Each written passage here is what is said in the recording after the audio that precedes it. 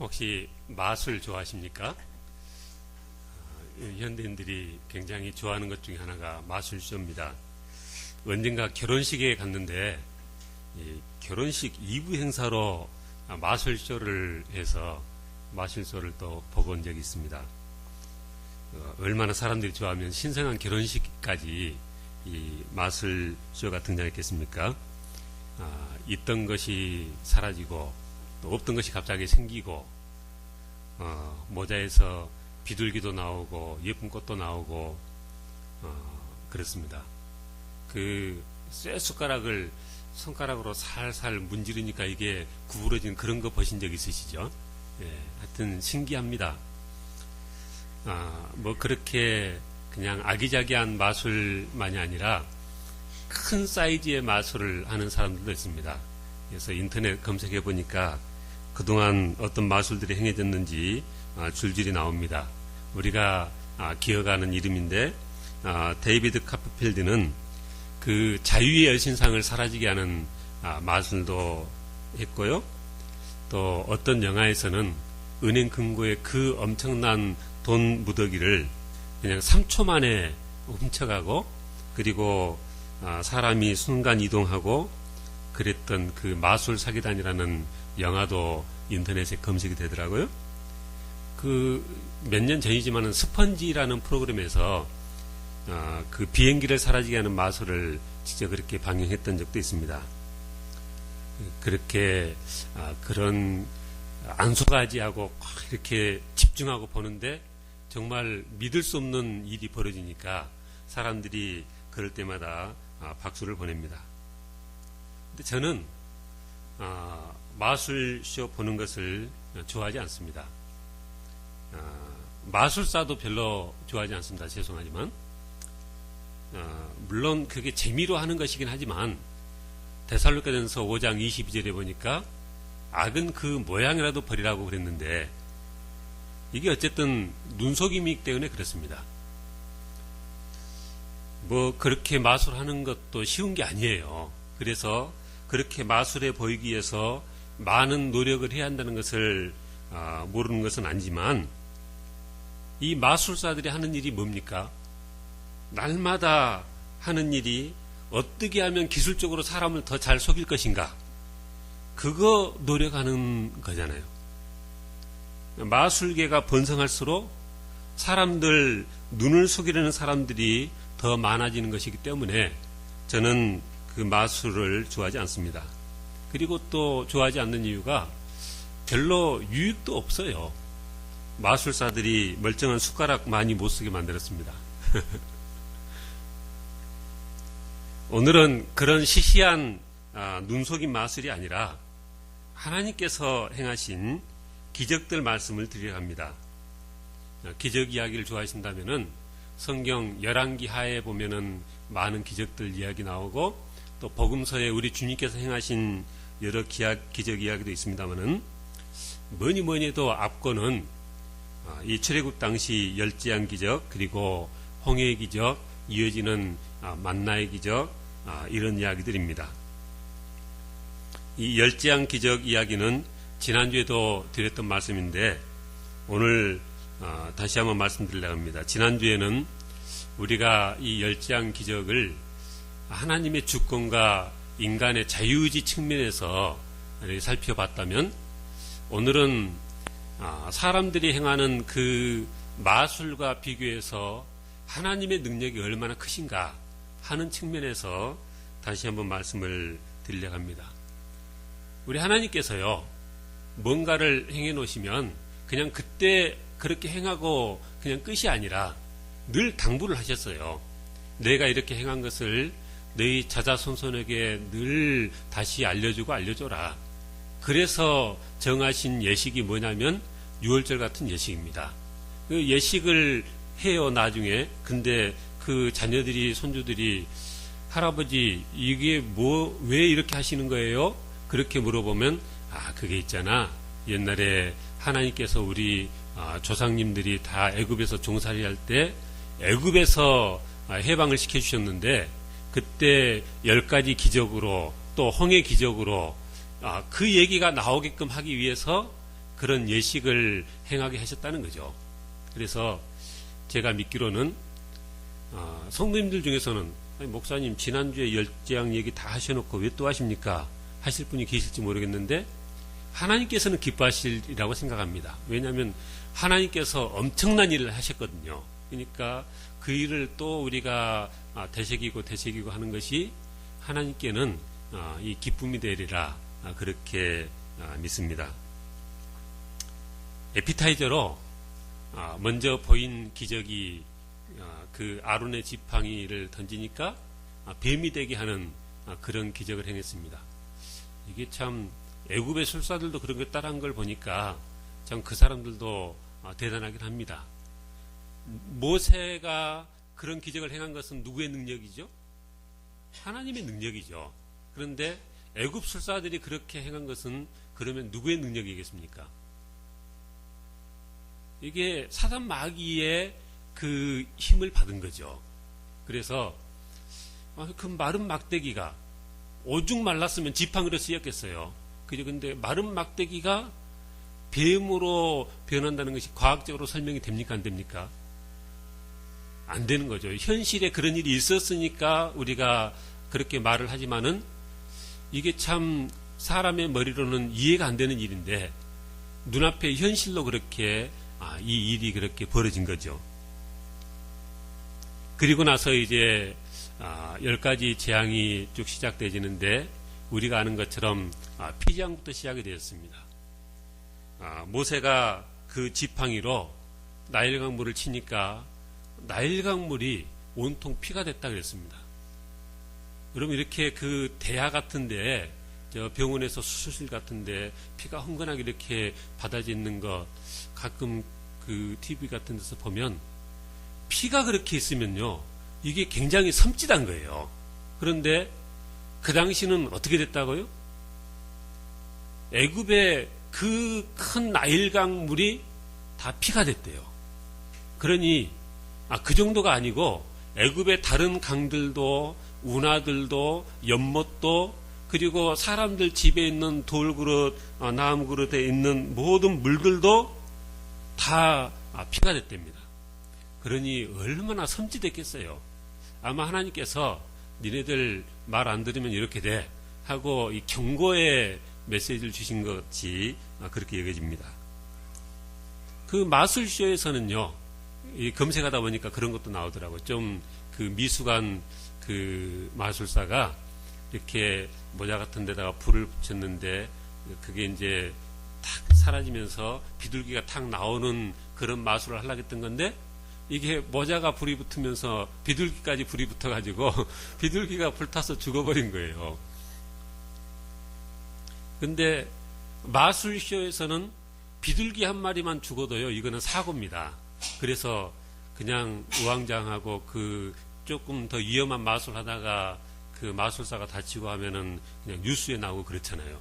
근데 하나님께서 하시는 기적은 이 피로 변하는 강물이 피로 변하는 이 기적으로 인해서 그 강에 있는 그 모든 물고기들이 다 죽어서 나중에 그냥 이 나일강이 악취가 나는 그런 상황이 됐다. 그렇게 쓰고 있습니다.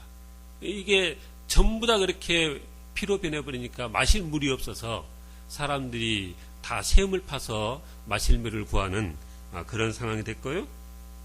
두 번째는 또 나일강에서 하나님께서 명하시니까 많은 개구리들이 올라와가지고 이게 그냥 바로의 궁과 바로의 침실과 침상 위에와 또 바로의 신하의 집과 그 화덕과 떡만둣 그릇에 그리고 모든 사람들에게 막 이 개구리가 기어오른 거예요.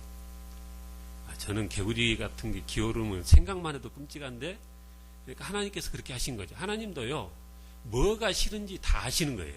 그죠? 그러니까 그 다음에 보면은 2재앙, 8위재앙인데 2가 사람들에게 막 다 기어오르고 그냥 8위대가 온 애굽에 가득 차고 얼마나 괴로웠겠어요.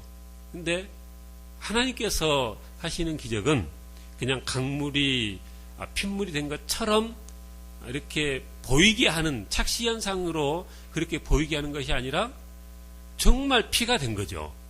그리고 없던 개구리들이 정말 엄청나게 생겨서 애굽 전역에 그렇게 뒤덮인 거고요. 또 하나님께서 땅의 티끌이 다 이로 변하게 해가지고 애굽의 그 모든 사람들을 그렇게 괴롭게 했다는 거죠. 땅의 티끌이 이로 변한 그런 것들을 보면 참 이해가 안 되는 거죠. 근데 개구리 재앙까지는 애굽의 마술사들이 따라 했는데 그 티끌이 이가 되게 하는 것은 따라하지 못했답니다. 그래서 그걸 보면서 사단 마귀의 능력은 그 정도다. 우리가 신앙생활하면서 그 귀신이 나타났다가 하면 깜짝 놀래고 그러는데 실은 가만히 생각해 보면 놀랄 것도 없어요. 그죠? 귀신은 사탄의 졸개인데 이게 사탄의 능력이 해봤자 개구리 재앙까지더라고요. 그죠? 그 다음부터는 이 재앙부터는 이제 애굽의 술사들도 바로왕에게 이거는 정말 하나님의 능력이십니다. 그렇게 간언할 정도로 이제 그 애굽 술사들이 거기서부터는 따라하지 못했다는 것이죠. 그래서 이 재앙으로 애굽 백성들이 그렇게 고난을 겪었고 그 다음에는 파리 재앙으로. 근데 신기한 것은 그 파리들이 애굽 전역에 그렇게 가득 찼는데 이스라엘 백성들이 지내는 이 고센 땅만은 이게 파리 떼가 아무도 없었다는 거죠. 하나도 없었다는 거죠. 파리들이 지네들이 무슨 지능이 있겠어요? 그죠? 그 이스라엘 백성들이 사는 동네라는 것을 어떻게 알겠어요? 사실 파리가. 그런데 하나님께서 간섭하시면요, 파리들이 그렇게 활동하게끔 하나님께서 역사하신다는 것입니다. 다섯째 재앙이 가축들에게 심한 전염병이 돈 겁니다. 그래서 이 다섯째 재앙으로 애굽의 그 많은 가축들이 다 죽은 거죠. 그러니까 이 하나님의 기적은요, 그냥 마술쇼처럼 즐겁게 보고 박수치고 그냥 돌아가는 그런 게 아니고요. 하나님의 기적은 정말 좀 섬찟합니다. 벌써 애굽 강물에 그 많은 물고기들이 다 호흡이 안 돼가지고 다 죽은 상황인데, 그 다음에 개구리 재앙, 이 재앙, 파리 재앙으로 정말 몸이 괴로웠던 차인데 이 다음 재앙으로는 가축들이 다 죽어버린 거예요. 그 돌림병으로. 근데 신기한 것은 이스라엘 백성들의 가축은 또 멀쩡한 거예요. 그러니까 이게 정상적인 사람들이면 정말 이래서는 안 되겠다 하고 두 손을 들여야 되는 상황인데, 우리가 지난주에 살펴본 것처럼 이게 하나님께서 벌하시려고 작정을 하시니까 애굽의 바로왕의 마음을 그렇게 강팍하게 하신 것이고, 그래서 끝까지 가게끔 그렇게 되어진 거죠. 가축들이 다 죽었습니다. 그 다음에는 그 화덕에 재를 갖다가 날리니까 이게 사람들의 몸에 달라붙어서 아주 악성 종기가 모든 사람들에게 그렇게 생겨졌다 그랬습니다. 하나님께서 행하신 이 기적들로 그냥 가축들이 다 죽고 사람들이 그렇게 고통스럽게 이 종기로 고생하고, 그 다음에 일곱째 우박재앙에서는 하나님께서 큰 우박을 내리시는데 우레소리와 이 함께 불을 내려서 이 우박이 그런 심한 우박이 내린 적이 없었는데, 이 우박이, 그러니까 하나님이 미리 경고를 하신 거죠. 내가 우박을 내릴 테니까 너희들 다 들에 나가지 말고 집에서 피해 있어라. 근데 하나님의 그 말씀을 우습게 여긴 사람들, 그리고 그 사람들의 그 가축들, 다 들에 있는 것들은 다 그 우박에 맞아서 죽었다 그랬습니다. 또 이 우박이 밭에 채소들을 다 쳤고요. 그리고 들의 모든 나무를 꺾고 그랬습니다. 근데 이 우박도 그 하늘에서 그 많은 우박이 내리는데 어디만 안 내렸겠어요? 고센 땅만 안 내린 거예요. 거기만 구멍이 뻥 뚫려가지고 거기만 안 내리고 나머지 지역은 그렇게 초토화가 되어진 것입니다. 마술사가 그렇게 할 수 있는 마술사가 있겠어요? 없죠. 어떻게 그것이 마술로 가능하겠습니까? 그러니까 온 들의 채소가 다 망가졌고 이 나무들이 다 꺾이고 그랬는데 그 다음 재앙이 뭐예요? 그 다음 재앙이 메뚜기 재앙이에요. 근데 메뚜기 재앙은 왜 내리셨느냐? 그 나머지 것도 이제 다 없애버린 거예요. 메뚜기들이 와가지고 채소도 다 갉아먹어버리고 나무의 열매도 다 먹었다고 했어요. 그것들이 다 먹어버리면 우리는 먹을 게 없는 게 되잖아요. 메뚜기가 하나님께서 동풍을 일으켜서 메뚜기를 그냥 애굽에다가 모으셨는데 얼마나 메뚜기들이 많이 왔는지 하늘이 컴컴할 정도로 그렇게 메뚜기가 많이 이 애굽 전역을 덮었답니다. 그리고 그 메뚜기들이 애굽에 그나마 남아있는 채소와 나무의 열매를 다 그냥 갉아 먹어버린 거죠. 그러니까 바로의 신하들이 왕에게 가서 그랬습니다. 왕이시여, 우리 애굽이 망한 줄을 왜 아직도 모르십니까? 애굽의 신하들이 그랬답니다. 그리고 그 다음 재앙이 9번째 재앙, 흑암재앙입니다. 며칠 동안 어두워졌어요? 3일 동안요. 3일 동안. 근데 우리가 그냥 이것을 읽어 내려가면 그냥 아무 별 생각 없이 읽어요. 그런데 3일 동안 어두울 수 있습니까? 없습니까?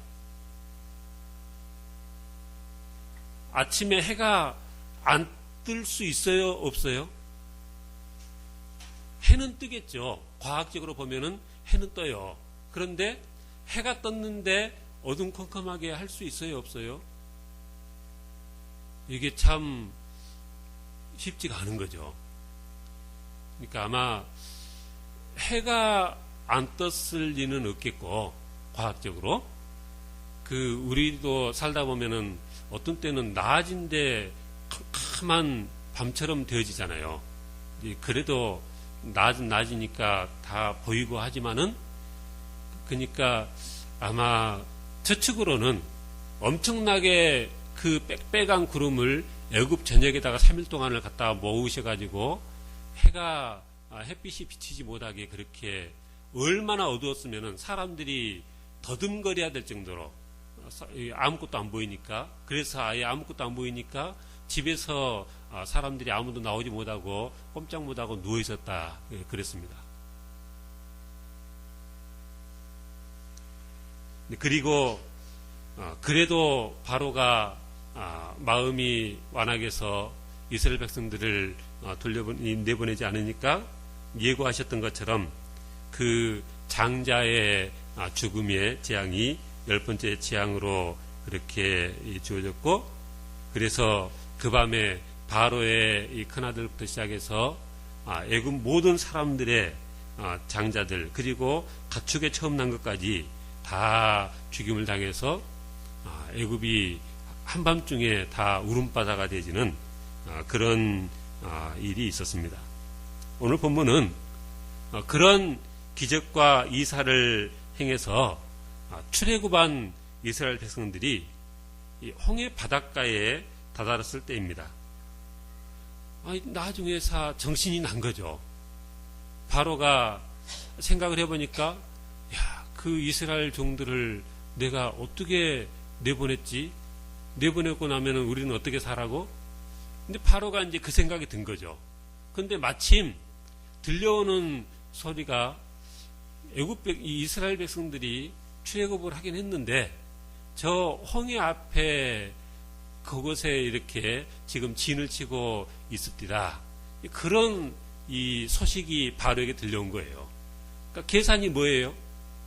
우리가 쫓아가면 이제 이스라엘 백성들은 피할 데도 없다는 거죠. 이스라엘 백성들도 나중에 그렇게 그냥 놀래고 모세를 원망하고 했던 게 뭐예요?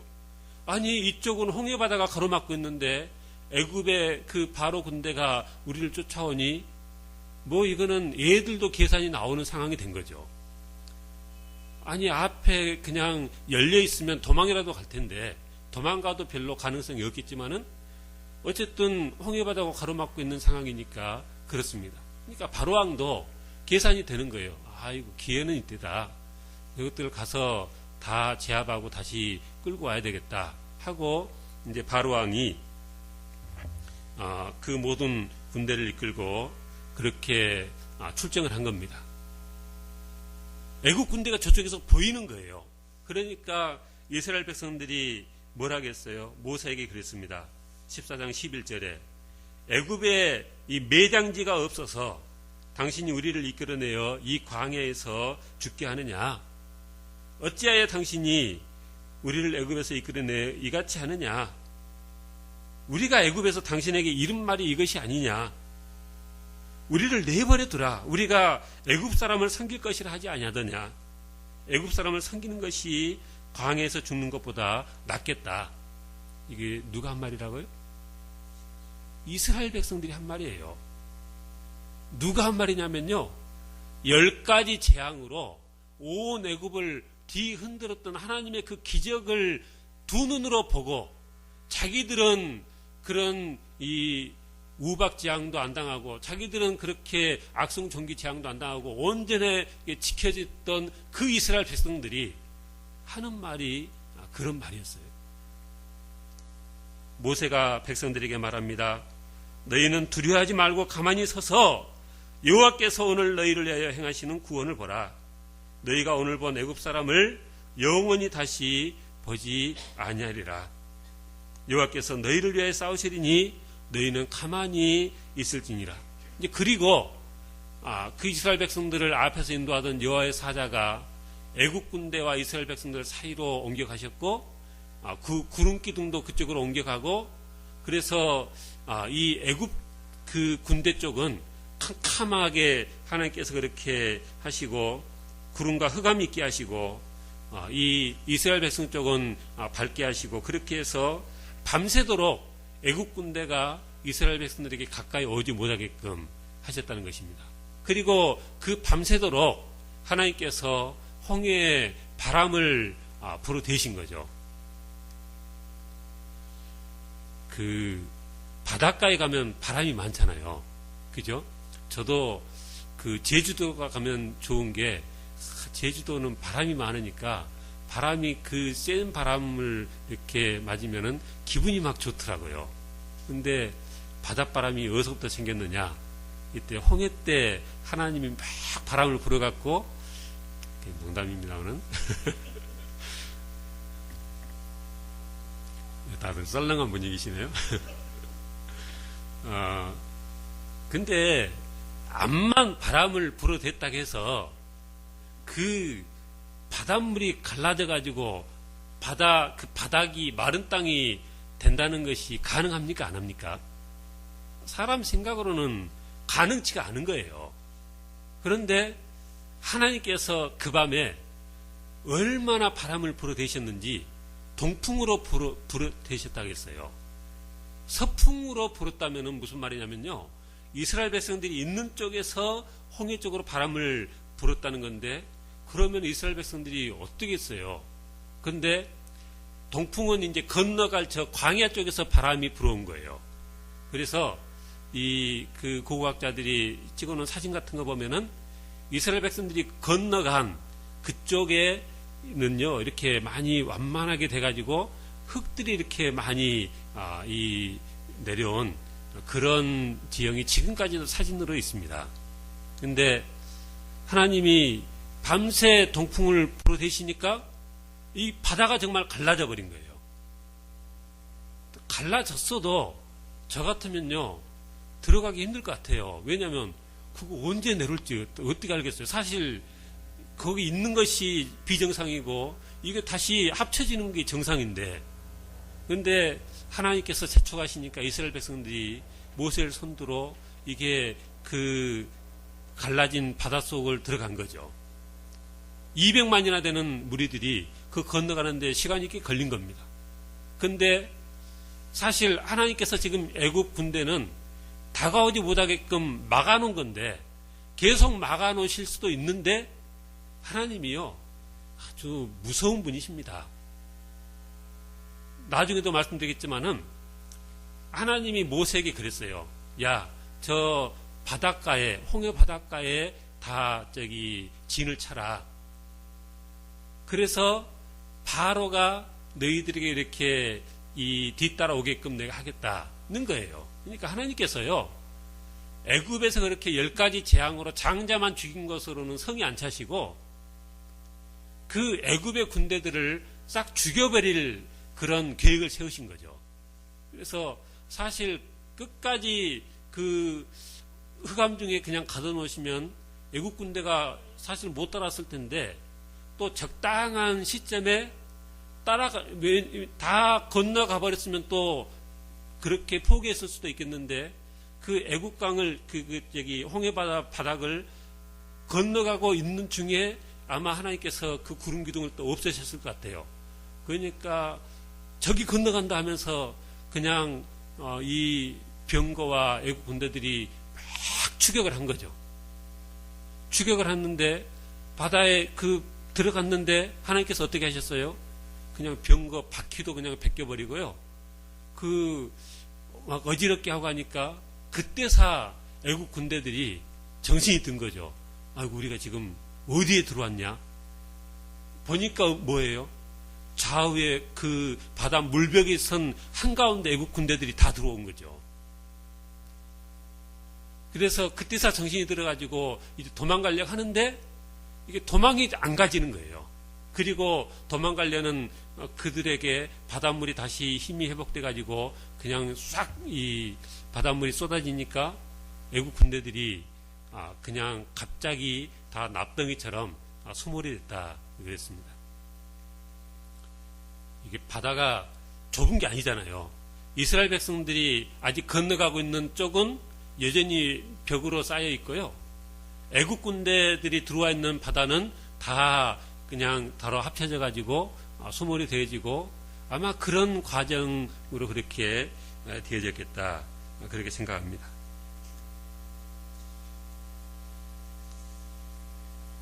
그 영화 10개 같은 데서는 그 CG라고 하죠. 컴퓨터 그래픽으로 연출한 건데, 정말 이스라엘 백성들은 그 현장에 간 거죠. 우리나라도 보니까 진도 앞바다 홍해 기적, 나는 홍해 기적이라고 해가지고 처음에는요 진짜 그 바닷물이 이렇게 벽이 된 줄 알았어요. 그랬더니 홍해 기적이라고 한 데들은 다 뭐냐면요, 그 사구, 그러니까 이렇게 땅이 이렇게 있는데 이 수심이 얕은 바다가 바닷물이 그 조수간만회처럼 이렇게 빠지면서 땅이 드러난 것을, 그게 무슨 홍해 기적이에요. 그죠? 그 사람들은 성경을 잘 모르니까 그렇게 이름을 붙였던 것 같아요. 근데 그 홍해 기적은 그런 게 아니고요. 깊은 바다가 정말 이 물벽이 양쪽으로 서게끔 하나님께서 그렇게 하신 것입니다.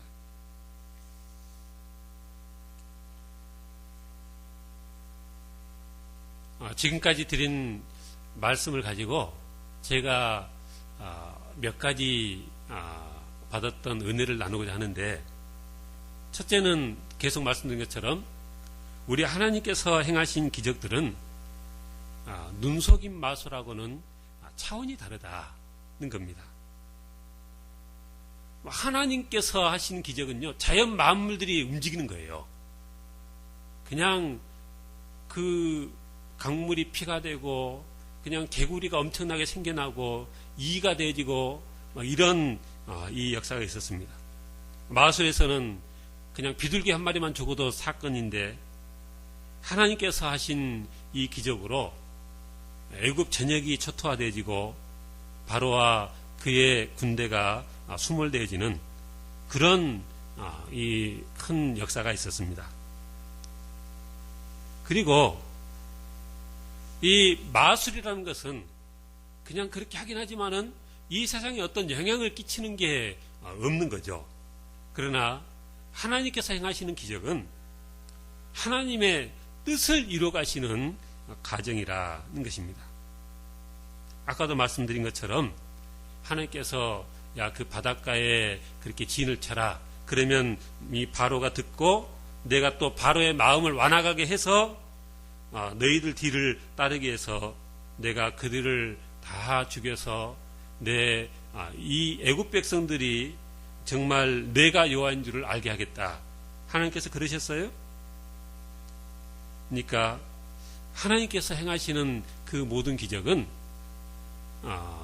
사실 출애굽하는 그 당시가 가나안 땅의 아모리 족속도 죄가 가득 차서 이제 심판할 때가 돼서 출애굽한 거지만 이렇게 애굽 백성들 힘들게 하고 다 죽여버리고 한 거 보면은 애굽 백성들도 그 죄가 가득 차서 하나님의 심판의 때가 돼서 이렇게 심판하시는 과정이었다는 거죠. 하나님께서요, 이스라엘 백성들 그렇게 홍해의 기적으로 광야로 인도하셨습니다. 근데 이스라엘 백성들이 막상 광야에 나와보니까 이게 또 만만치 않은 거예요. 마실 물이 있습니까? 먹을 식량이 있습니까? 그래서 하나님을 얼마나 원망했는지 모릅니다. 가만히 생각해 보면요. 근데 사실 이스라엘 백성들이 조금만 약았으면 그 순간에 원망을 안 했어도 되는 거예요. 하나님이 지금 이스라엘 백성들 200만 이 백성을 만들려고 400년을 기다리신 거예요. 400년 동안 200만, 60만 대군의 200만 백성을 만들어가지고 열재앙으로 홍해 기적으로 지금 광야로 해서 이제 가나안 땅을 가는 길인데 그렇게 공을 들여서 이스라엘 백성들이 지금 출애굽해서 지금 가는 길인데 광야에서 하나님이 그냥 굶겨 죽이시겠어요? 그러니까 이스라엘 백성들 입장에서는 하나님께서 열재앙도 베푸시고 홍해의 그 기적, 홍해를 가르는 그 기적도 행하시고 그러셨으니까 뭐 당신 알아서 물도 먹이시고 당신 알아서 먹을 것도 챙기시고 그러시겠지 라고 하고 한 템포만 기다렸으면 좋았을 텐데 사람들이요 그게 안 돼요. 그게 안 돼서 그냥 조금만 불편하면은 하나님 원망하고 하나님 징징대고 그러는 거예요. 만약에 이스라엘 백성들이 아무도 배가 그냥 꼬르륵 하는데도 그냥 하나님께서 때가 되면 주시겠지 하고 다 아무 불평도 않고 있었으면 하나님이 조금 놀래긴 놀라시겠죠. 아니 얘들이 왜 이러나 이러던 애들이 아닌데 그래서 좀 놀래긴 놀라셨겠지만은 아주 기쁜 마음으로 만나를 내려주셨을 겁니다. 그런데 이스라엘 백성들이 그렇게 원망불평하니까 그 원래 사실 그 광야에서 이스라엘 백성들을 먹일 수 있는 방법이 생각해 보니까 그거 말고 뭐가 있겠어요. 그래서 안 그래도 주려고 했던 만난데 조금만 더 기다렸으면은 그냥 하나님도 감동시키고 결국은 얻어먹었을 만난데 그것을 못 참고 그렇게 하나님 원망하고 불평하고 그래서 하나님께서 원래 예정했던 그 만나가 내렸습니다. 근데 이 만나가 우리가 성경에서 봐서 알듯이 그 다음날 아침이 되면은 벌레가 생기고 냄새가 나고 하는 그런 만나였는데 똑같은 만나가 6일째는 어쨌어요? 그 다음날이 돼도 이게 벌레도 안 생기고 냄새도 안 나고 해서 안식일 날 먹을 수 있을 때입니다. 그러니까 하나님이 6일째 하늘에서 내릴 때는 방부제를 2배로 쳐가지고 이틀 동안 가게 하셨냐? 실은 그런 것도 아니죠. 그런 것도 아닌데도 이틀 간 거고 6일째 내렸을 때는요. 또 이게 하나님이 그러셨잖아요. 그 항아리 하나에다가 만나를 담아가지고 길이길이 보관해서 자손들에게 이것을 보여줘라. 그 만나는 하루 이틀이 아니고 수백 년 동안 그냥 안 쏟고 그대로 있었던 거예요. 그러니까 우리 하나님이 얼마나 능력이 뛰어나신 하나님이시냐 믿어야 된다는 거죠. 그죠? 내가 볼 때는 이게 꼭 죽을 수밖에 없는 상황인 것 같아도 하나님이 볼 때는 하나님께서 붙드시면 우리는 안전하다 그렇게 믿을 수 있어야 되는 것입니다. 주중에 우리 이인영 목사님께서 만나에 대해서 말씀하시는데 쌀알보다 조금 더 작은 그런 알갱이들이라 그렇게 설명하셨는데 그러니까 참 딱 이렇게 와닿는 것 같아요. 그 성경에 보니까 서리보다 가늘다 그랬습니다. 근데 제가 가만히 말씀을 묵상하면서 생각해 보니까요. 근데 만나를 이스라엘 백성들이 처음에는 신기해갖고 만나라는 이름 자체가 뭐예요? 이것이 뭐냐? 그게 만나라는 말의 뜻이잖아요. 너무 신기하고 또 꿀에 섞은 과자 같은 맛이라고 했으니까 참 맛있었겠잖아요. 그런데 그걸 계속 먹다 보니까 나중에 사람들이 질렸어요. 그러니까 만나라는 것이 신기하긴 했지만 오늘날로 하면은 꼭 전투 식량처럼 그런 겁니다. 그러니까 아주 고급은 아닌 거죠. 진짜 고급은 어디에 있냐면요. 우리 주위에 널려 있는 거예요. 그죠? 저 농가 밭에서 얼마나 많은 것들이 생겨납니까? 지난번 설에 저희 고향 집에 갔더니 어머니께서 이 땅콩도 먹으라고 근데 이거 우리 뒤 텃밭에서 농사를 지은 거라고 그러더라고요. 우리 뒤 텃밭에서 땅콩도 나더라고요. 땅콩만 나는 게 아니고요. 고구마도 나오고 무화과도 나오고 앞쪽 밭에서는 포도도 나오고 감도 열리고 하여튼 다 한두 그루씩 다 있거든요. 똑같은 흙인데 그냥 어떤 나무 어떤 씨앗이 심겨지냐에 따라서 5만 가지 것들이 나오잖아요. 하나님께서요 이 흙에다가 씨앗에다가 하늘에서 내리는 비에다가 저 비치는 햇볕으로 그 모든 것들을 그렇게 우리에 제공하고 계십니다. 그러니까 기적을 좋아하는 사람들은 모세가 반석을 쳐가지고 물이 나왔으니까 정말 신기한 것 아니냐.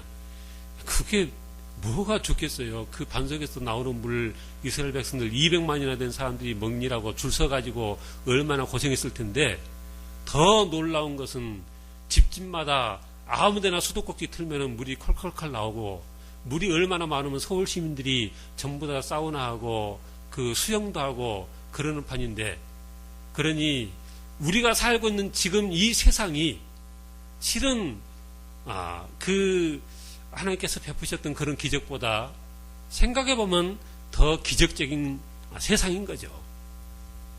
만나가 더 좋습니까? 아니면 저 시장에 가면은 있는 오곡백과들 그 다양한 맛의 그 과일들과 곡식들 그게 더 좋습니까? 말할 것도 없이 이 다양한 모든 것들이 더 좋은 거죠.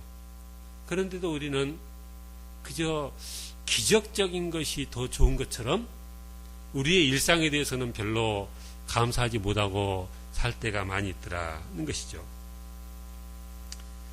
14장 31절 말씀을 우리 한번 함께 읽겠습니다.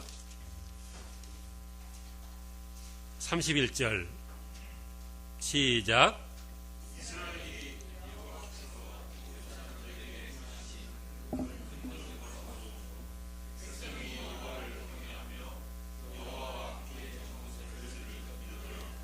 아멘.